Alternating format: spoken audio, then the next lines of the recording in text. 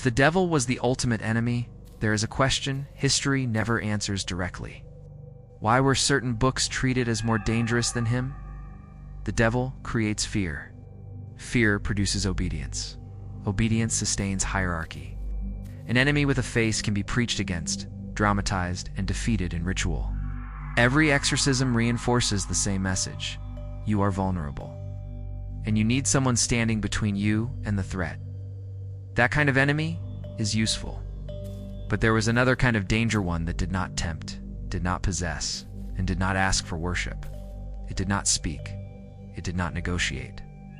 It simply worked, provided the steps were followed correctly. This is where fear changed shape. The Ars Goetia was never just a list of demons. It was something far more unsettling. A system that treated power as a process, not a moral relationship. No prayers for forgiveness, no appeals for mercy. Only names used as tools, seals treated as mechanisms, and humans positioned not as sinners, but as operators. That framing breaks something fundamental. Worship keeps power vertical. Command makes it horizontal. A devil must be feared. A system can be learned. This is the difference that forced a quiet response. You can condemn a belief publicly. You can burn a heresy as a warning. But a manual that teaches repeatable access does not need belief to spread. It only needs curiosity. And curiosity does not submit easily, so the danger was reframed. It's not as technical, not as procedural, but as evil itself. Because evil ends conversations. Evil replaces understanding with avoidance. Evil keeps people from asking the wrong kind of questions. The question was never whether demons existed. The question was, what happens when humans no longer need permission to interact with power? That is what made these texts intolerable. Not because they opposed God, but because they removed the middleman. In this episode, we are not asking whether the Ars Goetia is true. We are asking why it was treated as if it worked. The devil works because he is predictable. Every system of authority needs an enemy that can be clearly identified, named, and described. An enemy with a face can be warned against. An enemy with a story can be preached about. An enemy with a destiny can be defeated again and again without ever destabilizing the structure that defines him. The devil fulfills this role perfectly. He is positioned outside the system, yet entirely dependent on it. His existence reinforces moral boundaries. His temptations justify guidance. His presence makes mediation necessary. When danger feels personal and intentional, people instinctively seek protection from someone who claims authority over that danger. This is not accidental. It is structural. The devil turns fear into dependency. Fear alone does not sustain power. Fear must be organized, must be given meaning, rules, and rituals. Exorcism is a perfect example. Dramatizes vulnerability while advertising salvation. The message is subtle but constant. You cannot confront this threat alone. You need someone trained, authorized, and sanctioned to stand between you and the danger. That intermediary role is the true asset. The devil never removes authority. He validates it. Every sermon that describes the devil strengthens the moral map. Every warning against temptation reinforces obedience. Even rebellion is contained, because rebellion becomes a moral failure rather than a structural question. People are encouraged to examine themselves instead of the system. This internalization is powerful. As long as power is framed as a moral struggle, the solution remains moral as well. Confess, repent, submit, return to the center. The devil ensures that failure always feels personal, never systemic. This is why the devil is endlessly discussed but never operationalized. There are no instructions for becoming the devil, no manuals for replicating his power, no procedures that allow independent access to what he represents. He is a character, not a mechanism. Actors can be feared safely. Mechanisms cannot. The devil's power is always mediated through narrative. He tempts, he deceives, he corrupts intention. Everything he does requires consent at some level. This keeps the individual psychologically engaged in a moral struggle, constantly evaluating their choices. That evaluation keeps authority relevant. If power is about choosing right over wrong, someone must define what right means. Someone must interpret consequences. Someone must arbitrate guilt and redemption. The devil ensures this process never ends. This is why the devil survives reform after reform. It can be softened, intensified, reimagined, modernized, but never removed. Without him, the moral economy collapses. Without him, fear loses its anchor. And without anchored fear, obedience becomes unstable. The devil is not the enemy of the system. He is its most reliable instrument. Compare this to how institutions react to faceless power. Faceless power does not tempt, does not persuade. It does not require belief. It operates. That kind of power shifts attention away from morality and toward functionality. The question changes from, is this allowed? To, does this work? Once that shift occurs, authority begins to erode. Morality can be enforced, function cannot. The devil prevents that shift. By keeping power framed as intention and temptation, he ensures that people remain focused on internal struggle rather than external access. He absorbs curiosity and redirects it into ethics. Ethics are manageable. Ethics can be taught, policed, and forgiven. Mechanisms cannot. This is why the devil is always portrayed as active, personal, and cunning. These traits humanize him just enough to make fear relatable. People can imagine resisting him. They can imagine failing. They can imagine being saved. This imagination keeps them inside the narrative. And narratives are controllable. An enemy with a face can be fought endlessly without ever being defeated. Each confrontation becomes a reaffirmation of structure. Each victory reinforces dependence. Each failure reinforces guilt. Nothing truly changes. This is the genius of the devil as a controlled threat. He creates motion without movement, conflict without collapse, fear without autonomy. The system appears dynamic while remaining intact. This is why institutions have never truly feared the devil. They rely on him. What they fear is power that does not require a story. Power that does not ask to be interpreted. Power that does not care whether it is condemned or praised. Power that works regardless. That kind of power cannot be absorbed into moral theater, cannot be sermonized into submission. It does not respond to fear or guilt. It only responds to conditions. And that is where control fails. The devil keeps people inside the frame. Mechanisms let people step outside it. This is why the church could tolerate endless discourse about Satan, while quietly reacting with far greater urgency to texts that treated power as something executable. The devil was safe. Systems were not. Once this difference is understood, the historical response becomes clear. The devil was amplified, ritualized, performed. Meanwhile, manuals that bypassed mediation were restricted, fragmented, or buried. Not because they challenged belief, but because they challenged necessity. A controlled threat preserves hierarchy. An uncontrollable mechanism dissolves it. And that is the line institutions will always defend.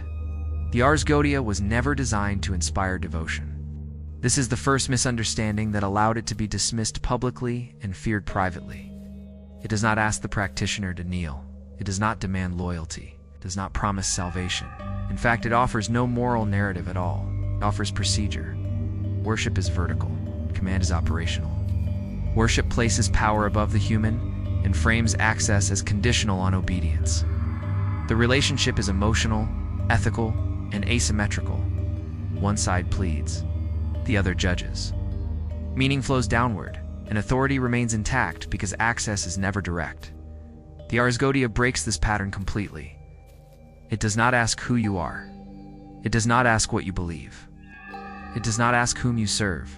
It assumes only one thing, that you can follow instructions. Names are not prayers. Seals are not symbols of devotion. Timing is not ritual theater. They are components. This is why the Ars Goetia reads differently from religious texts.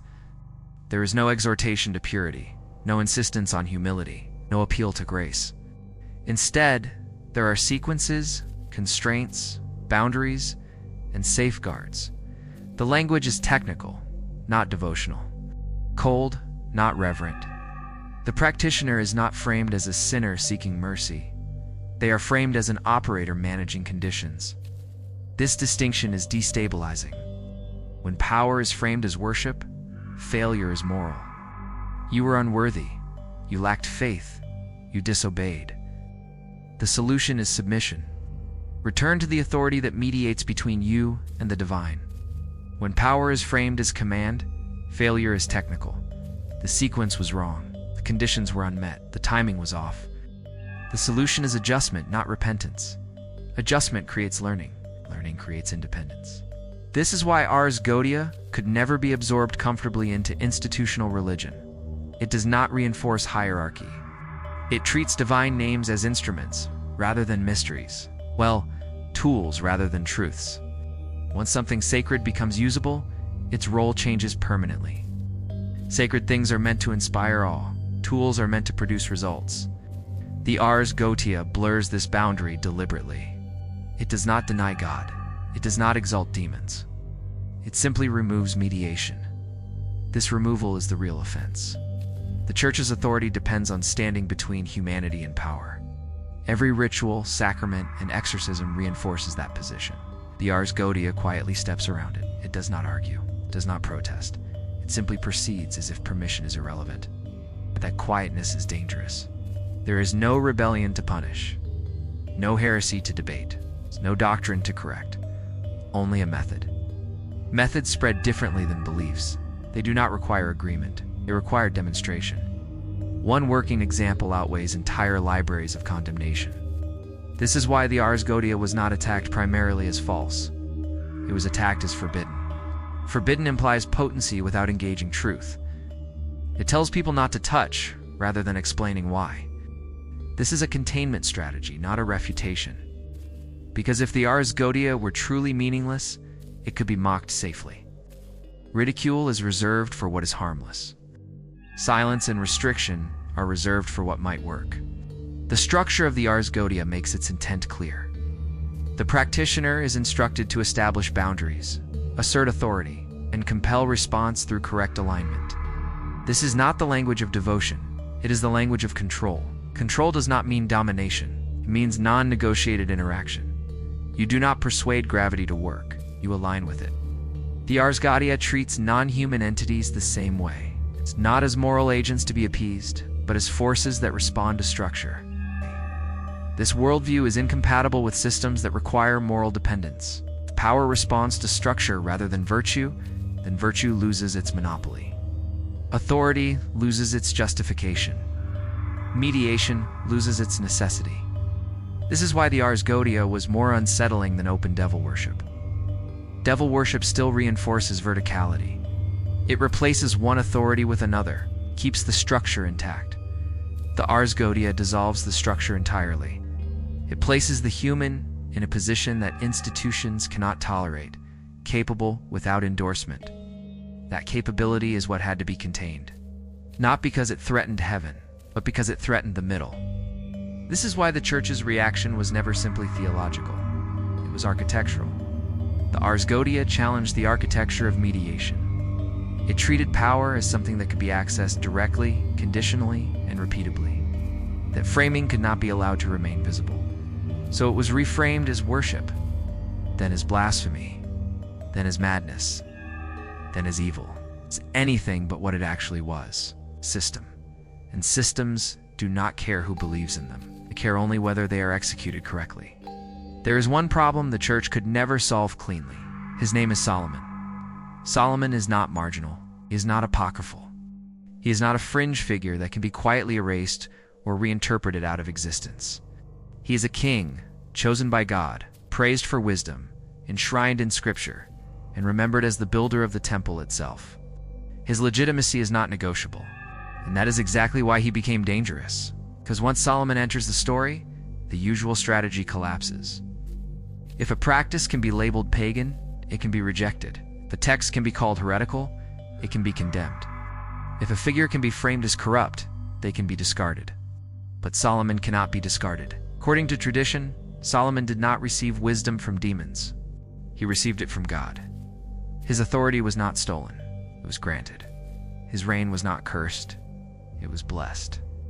And yet tied to his name is a body of knowledge that behaves nothing like worship. That contradiction is the untouchable problem.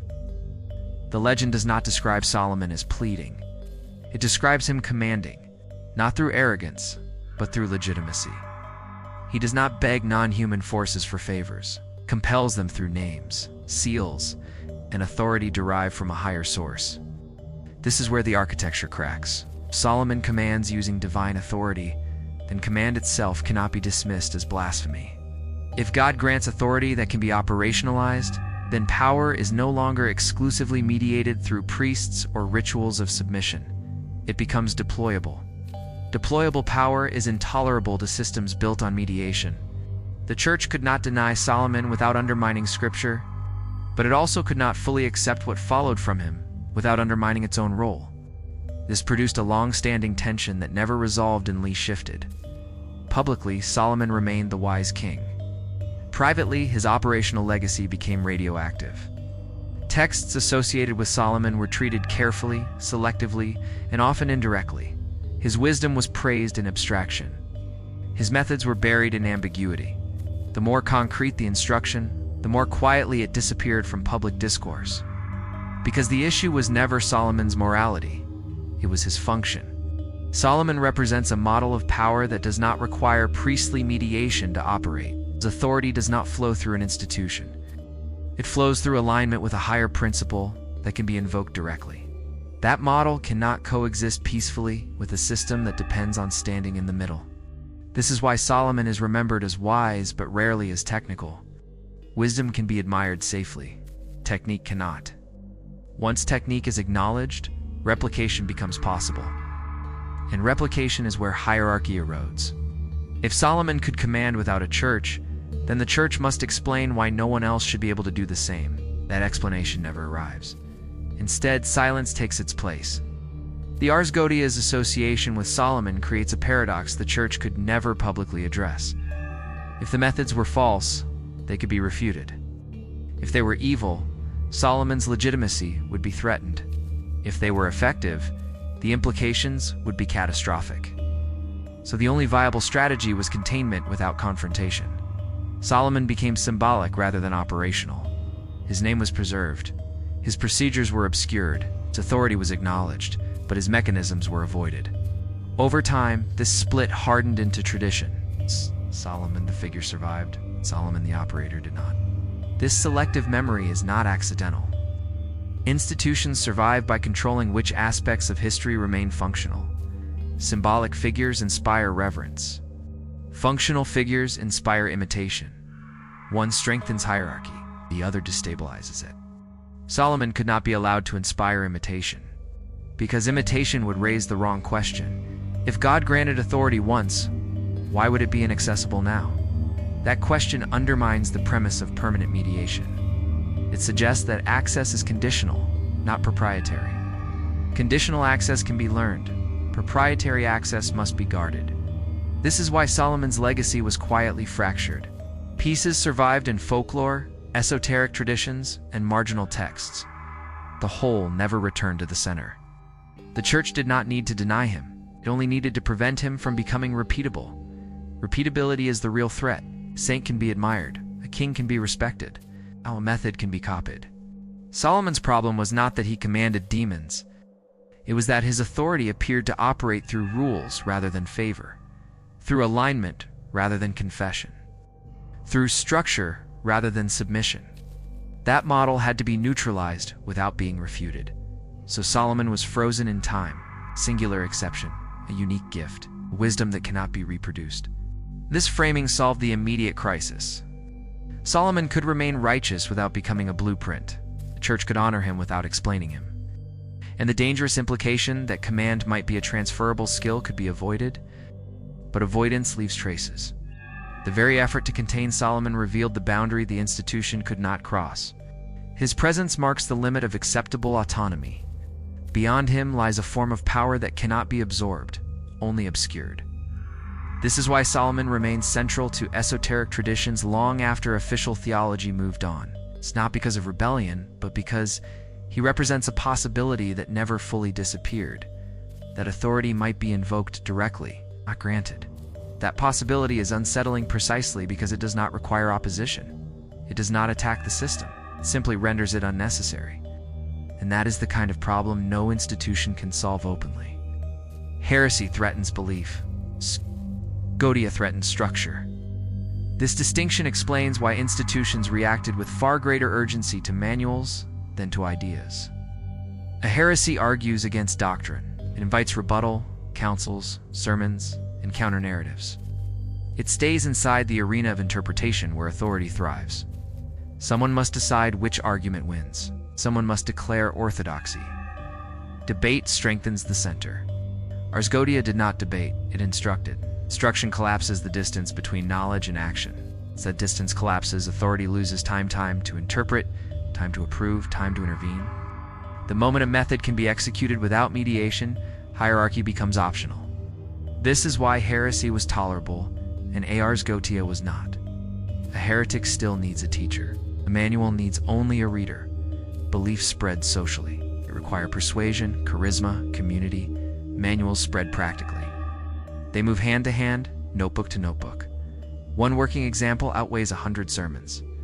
The axis of power shifts from consensus to outcome. Outcomes are uncontrollable. Institutions can refute claims. They cannot refute results. When something works even partially, the conversation changes. People stop asking, "Is this allowed?" and begin asking, "What else is possible?" That question spreads faster than belief ever could. Ars Goetia accelerated the shift because it reframed power as procedural.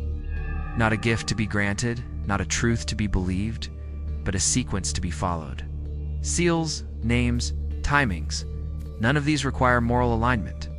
They require precision. Precision produces repeatability. Repeatability produces autonomy. Autonomy is the threat. Heresy challenges what to think. Ars Goetia challenged who decides. That is why historical responses diverged so sharply. Heresies were argued publicly. They were cataloged, named, and often preserved alongside rebuttals. Manuals were treated quietly, restricted, fragmented, archived without explanation. Not burned in the square because spectacle draws attention, but buried where they could be studied without being used. The aim was not destruction, it was deactivation. Belief can survive intact and still be harmless. Deactivated system looks dangerous but does nothing. Well, that was the ideal outcome. The book remains as a warning, not a tool. Fear replaces function. This strategy explains the strange afterlife of grimoires. They are everywhere and nowhere, fenced constantly, executed rarely. Their reputation darkened as their usability declined. The less they worked, the more evil they were assumed to be. Evil became a substitute for explanation. Labeling Ars Goetia as evil solved several problems at once. It ended discussion. It discouraged experimentation. It placed responsibility on the individual rather than the system. Someone attempted the method and suffered consequences. The blame fell on them for touching the forbidden. The institution remained unaccountable. Fear is cheaper than education. But the deeper reason Ars Goetia was intolerable lies in copyability. Copyable power erodes monopoly. Once a process works in more than one place, authority loses exclusivity. The center becomes just another node. That transition is subtle but catastrophic for systems built on vertical flow. Heresy does not create copyable power. Manuals do. This is why the Church could tolerate endless speculation about demons while reacting decisively to texts that treated interaction as executable. Stories of evil keep attention within narrative. Narratives end. Manuals persist. Story teaches a lesson. A manual teaches a method. Methods are dangerous because they are indifferent to belief. They do not care who you are or what you intend. They either operate or they do not. That indifference removes moral leverage. Guilt, fear, and obedience lose effectiveness against a process that responds only to conditions. Once people recognize that difference, authority weakens. This is why Ars Goetia was framed as uniquely corrupting. Not merely wrong, but unsafe to handle. Madness, possession, damnation. These outcomes were emphasized not because they were common, but because they deterred replication. Deterrence, not accuracy, was the goal. Yet suppression leaves residue. Fragments circulate, pieces resurface, patterns are noticed. Even when a system is broken, the memory that it once functioned does not disappear. People begin to ask why certain texts were hidden while others were debated. Why arguments were answered while instructions were sealed. That question alone is destabilizing. Because once someone understands that Ars Goetia was feared for what it enabled, rather than what it claimed, the narrative shifts. The conflict stops being about theology and becomes about control. Evil is no longer the explanation. Containment is. Heresy could be defeated by declaring it false. Ars Goetia could only be defeated by preventing access. That is why access became the battleground. Libraries restricted, languages obscured, sections removed, context stripped. The goal was to keep the appearance of preservation while ensuring non-functionality. Scholars could admire, collectors could catalog, but operators could not easily emerge. This containment was effective for centuries. But containment has limits. Because manuals do not need to be complete to inspire reconstruction. Once the logic of procedure is glimpsed, missing pieces invite experimentation. Curiosity returns not as belief but as testing. And testing does not require permission. This is why Ars Goetia never fully disappeared. It moved underground, fragmented across traditions, reassembled in private. Its threat was never that it would overthrow the church. Its threat was quieter. It would make the church optional. Optional authority does not endure. That is the final reason Ars Goetia was more dangerous than heresy.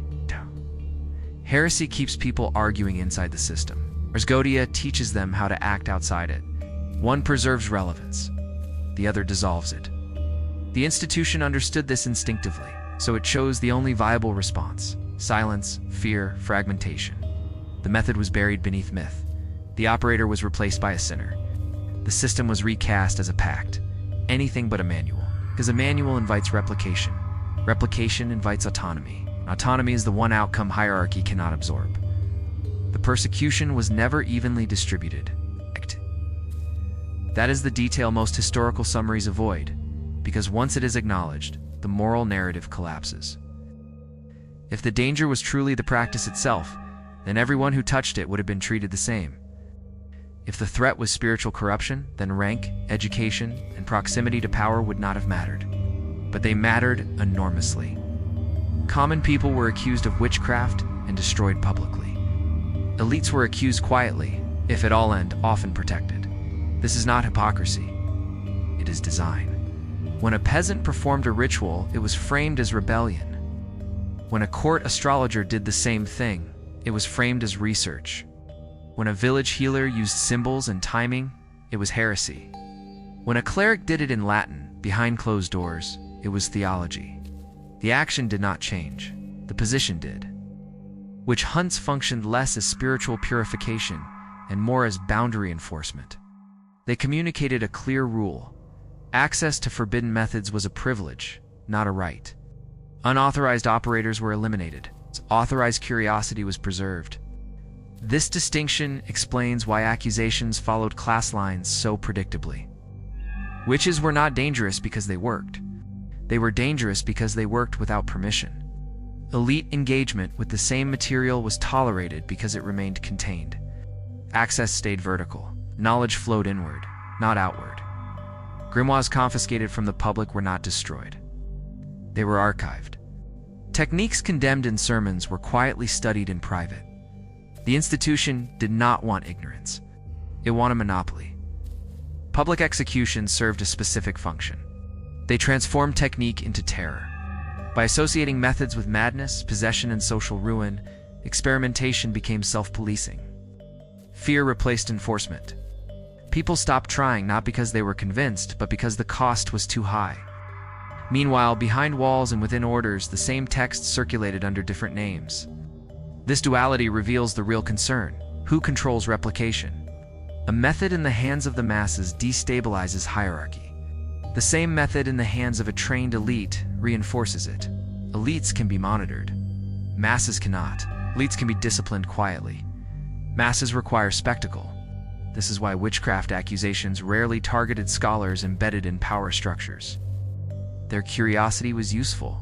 Failures were containable. Their successes were profitable. Witches, by contrast, represented leakage. Leakage of technique, leakage of autonomy, leakage of outcomes that could not be centrally managed. The narrative of moral corruption was layered on top of a logistical problem. It was not the devil that frightened authorities, it was decentralization. When power becomes portable, institutions panic. When it becomes teachable, they retaliate. The witch trials functioned as a firewall. They did not eliminate occult practice. They eliminated unlicensed practice.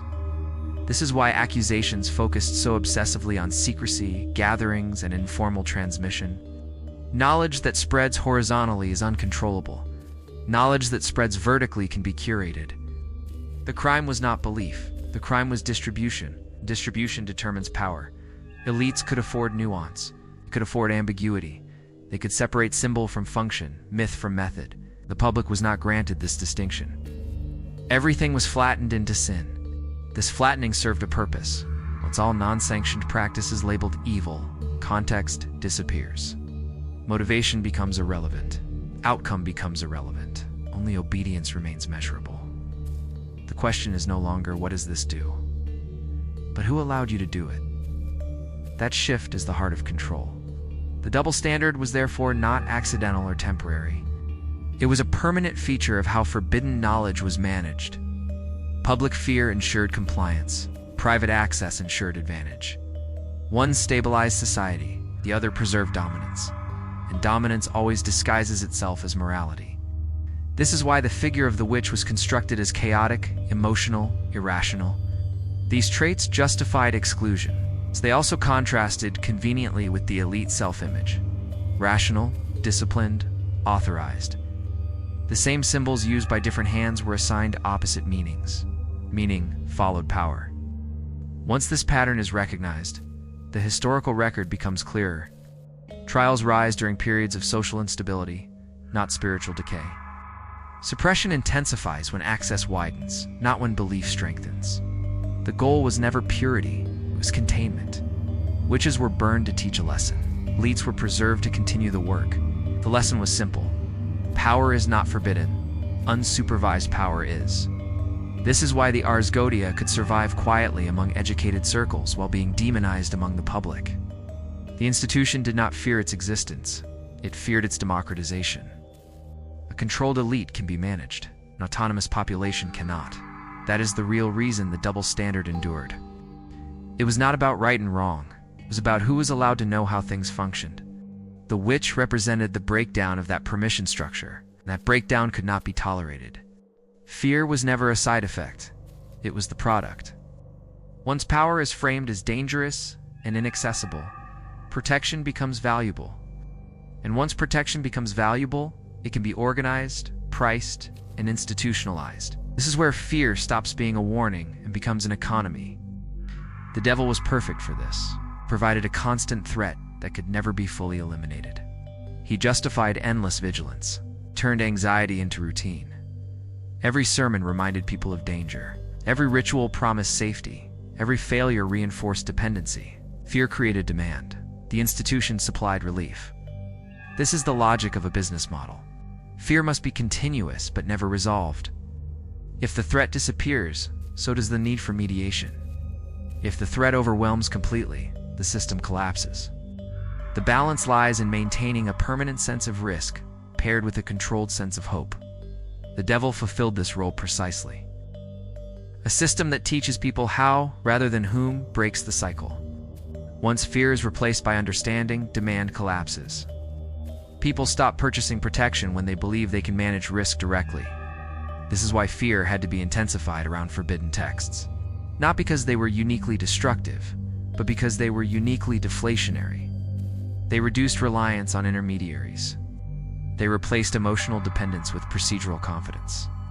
That shift is catastrophic for any authority built on managing anxiety. Fear-based systems require ignorance to function. Ignorance ensures asymmetry. Asymmetry ensures obedience. Obedience ensures stability. The moment individuals begin to understand mechanisms rather than myths, fear loses efficiency, becomes negotiable. Negotiable fear cannot be monetized reliably. This is why institutions invested heavily in spectacle. Public trials, exorcisms, confessions, visible suffering. These events reinforced the cost of unauthorized curiosity. They kept fear vivid and personal. Fear works best when it feels imminent and individualized. You are not afraid of systems. You are afraid of consequences. The business model depended on this personalization. Every failure was framed as moral weakness rather than systemic design. Every accident became a lesson in obedience. Responsibility was pushed downward, while authority remained insulated. Meanwhile, access was tiered.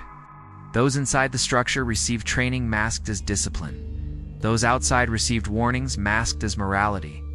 The same knowledge produced opposite outcomes depending on who touched it. That is how monopolies survive. Fear was the gatekeeper. Once fear governs access, belief becomes secondary. People do not need to believe deeply to comply. They only need to be uncertain enough to avoid risk. Fear lowers the threshold for control. It turns ambiguity into submission. This is why the most dangerous knowledge is not what contradicts belief, but what neutralizes fear. A method that works quietly undermines fear without confrontation. It does not challenge doctrine. It does not provoke outrage. It simply produces results. Results breed confidence. Confidence erodes dependency. Dependency is the revenue stream. This is why Ars Goetia was framed as catastrophic rather than incorrect.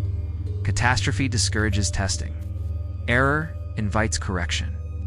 The goal was to prevent experimentation, not to win an argument. Fear also scales efficiently. It spreads faster than understanding. It requires less effort than education. One dramatic example can outweigh dozens of explanations. Institutions learned this early. They did not need to control every mind, only enough to set the tone. Once fear becomes ambient, people police themselves. That self-policing is the final optimization of the business model. Enforcement becomes internal. Curiosity becomes guilt. Exploration becomes danger.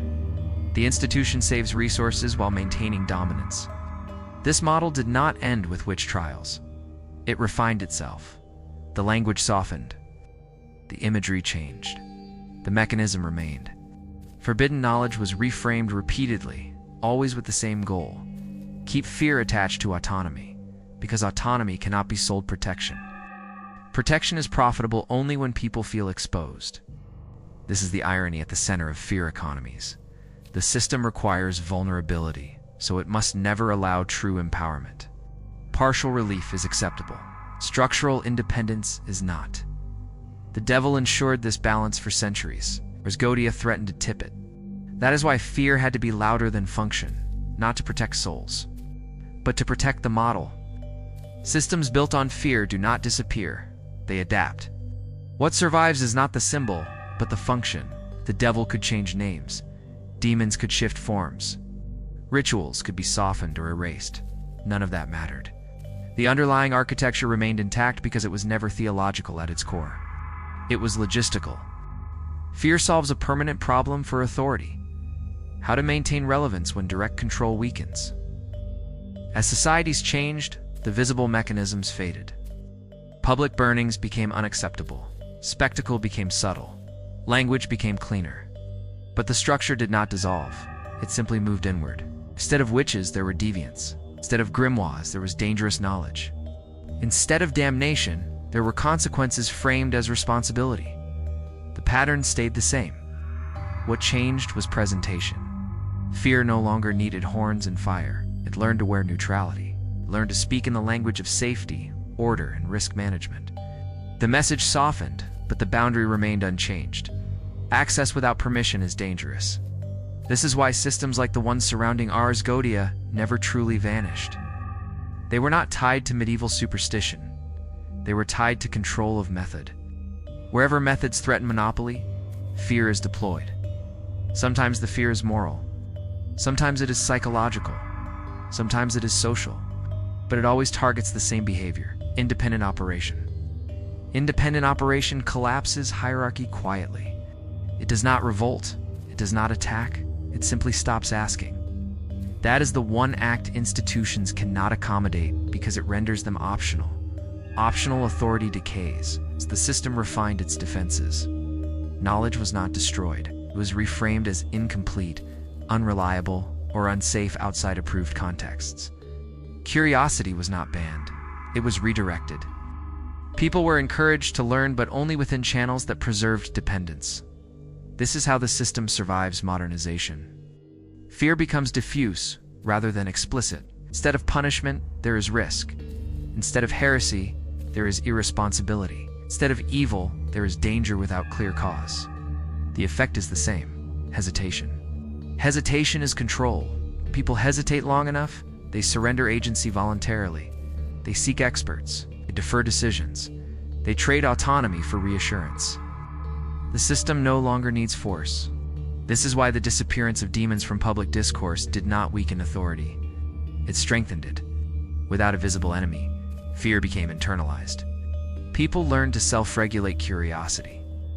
They learned to doubt their own capacity. That doubt is more effective than terror. The Ars Goetia, when viewed through this lens, was never an anomaly. It was an early exposure of a structural weakness. Methods that bypass mediation undermined fear-based systems. That weakness had to be sealed. So the response shifted from condemnation to normalization, from banning texts to burying them under irrelevance, from warning against demons to warning against competence without credentials. The same boundary, a different costume. This is why similar patterns reappear whenever operational knowledge spreads faster than authority can absorb it. Fear resurfaces, framed appropriately for the era. Not as superstition, but as caution. Not as damnation, but as consequence.